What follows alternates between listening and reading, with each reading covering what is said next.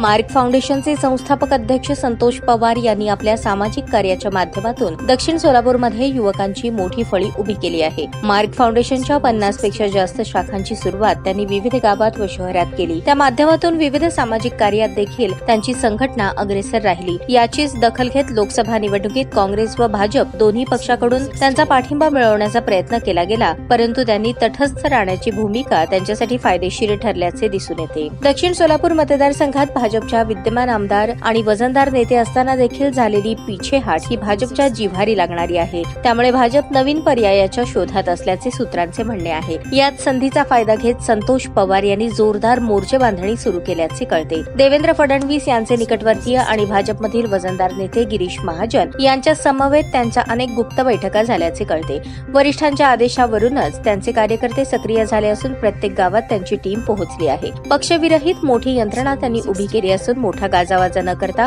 मतदारांशी संपर्क करण्याचे काम या टीम मार्फत होत आहे। अनेक पक्षातील युवकांची फळी देखील त्यांच्या संपर्कात असून योग्य वेळी ती त्यांच्या नेतृत्वाखाली पुढे येऊन काम करताना दिसेल असे अनेक जाणकारांचे म्हणणे आहे। रणनीतीचाच एक भाग म्हणून बापूंचे अत्यंत निकटवर्तीय म्हणले जाणारे भाजप तालुकाध्यक्ष रामप्पा चिवडशेट्टी सावकार यांच्या घरी चहापान करण्याच्या निमित्ताने त्यांनी त्यांच्या घरात जगद्गुरूंचे आशीर्वाद घेतले। महायुतीतील घटक पक्ष असलेल्या राष्ट्रवादी अजित पवार गटाचे जिल्हाध्यक्ष संतोष पवार यांनी देखील अचानकपणे मार्क फाउंडेशनच्या कार्यालयाला भेट दिली आणि तयारीचा आढावा घेतला। आता ही भेट अचानक झाली का ठरवून केली हा विषय राजकीय वर्तुळात चर्चेचा ठरत आहे। संतोष पवार यांच्या बाबतीत पुढे होणाऱ्या घडामोडींवर सर्व तालुक्यातील राजकीय जाणकारांचे लक्ष असून ते कोणता झटका कोणाला देतात हे पाहणे औत्सुक्याचे ठरेल।